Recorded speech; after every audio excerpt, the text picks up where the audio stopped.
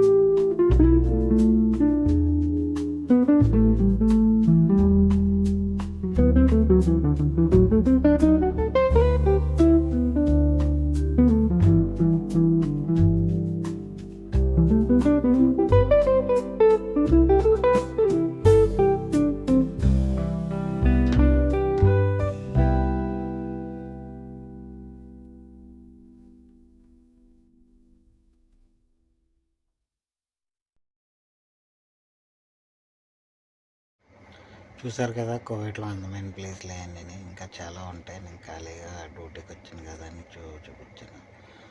ఎక్కడికైనా సరే డ్యూటీకి వచ్చినప్పుడు ముందుగా తొలగొండగా బండి పార్కింగ్లో పెట్టిన తర్వాత ఈ బాత్రూమ్ అనేది చూసుకోవాలి. ఎందుకంటే పాత డ్రైవర్లకి తెలిసి వేరే వాళ్ళు ఎవరికీ తెలియదు. నాకు ఆకలేసేస్తుంది, కడుపు దంచి కొట్టేస్తుంది. పొద్దున మాటలు టిఫిన్ కూడా ఏం చేయలేదు అన్నమాట. కొద్దిగా షుగర్ వాడటం మానేశాను. నేను షుగర్ మొత్తం మానేశాను, షుగర్ తినటం మానేశాను అనమాట. అందుకు ఏం చేస్తున్నాను అంటే న్యాచురల్ షుగర్ ఉన్నాయి తింటున్నాను అనమాట. ఈ బనానా అని, యాపిల్ అని ఇటువంటివన్నీ తింటున్నాను. అవి కొనుక్కున్నాను. నూసి తినారయ్యింది ఈ వాటర్ బాటిల్ వాటికి అవి ఇప్పుడు తిన్నాను అనమాట. హెల్తీ ఫుడ్ తినండి. ఎండాకాలం అంతానే హెల్తీగా ఉంటాకే ఆలోచించు, ప్రిఫరెన్స్ ఇవ్వండి ఎక్కువగా హెల్తీగా ఉంటాకనే. ఎక్కువగా బిర్యానీలు ఏం తినకండి వేడికి. నేను చూసారా మొఖం ఎలా అయిపోతుందో ఎండకి. ఆ కారులో కూర్చోవాలన్నా అంతసేపు ఆడు ఏ టైంకి వస్తాడో తెలియదు. 2 గంటలు 3 గంటలో తెలియదు. 12ంటికి తీసుకొచ్చినప్పుడు టైం 3 గంటలు నేను అలాగలా తిరిగి వీడియోలు తీసి మళ్ళీ వచ్చి కారులో కూర్చొని ఆకలేసేస్తుందని యాపిల్ను బనానా తెచ్చుకొని తింటున్నాను అనమాట.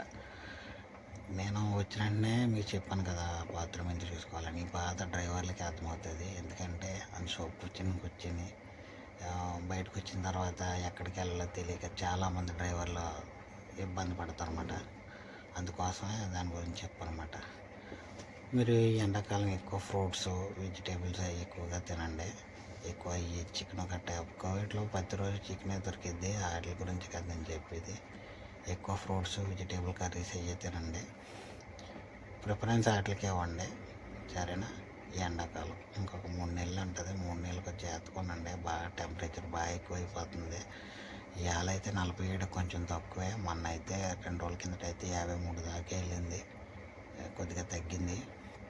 అంటే టైం 3 అవుతుంది కదా, అందుకు టెంపరేచర్ తగ్గినట్టు ఉంది. 12 దాకా అయితే మీకు కరెక్ట్ టెంపరేచర్ తెలిసిపోద్ది, 50-53 దాకా. సరేనా? మంచినీళ్ళ బాటిల్ కూడా దగ్గర పెట్టుకోండి డ్రైవర్లు అందరూ. లాస్ట్లో ట్విస్ట్ ఏంటంటే నేను ఏం తినలేదంటే మా వాడు అప్పుడు రెస్టారెంట్కి తీసుకెళ్ళాడు అనమాట. అక్కడ చికెన్ బర్గర్ గట్ట అన్నీ తినిపించాడు. కోలా మొత్తం అన్నీ ఇప్పించాడు అనమాట.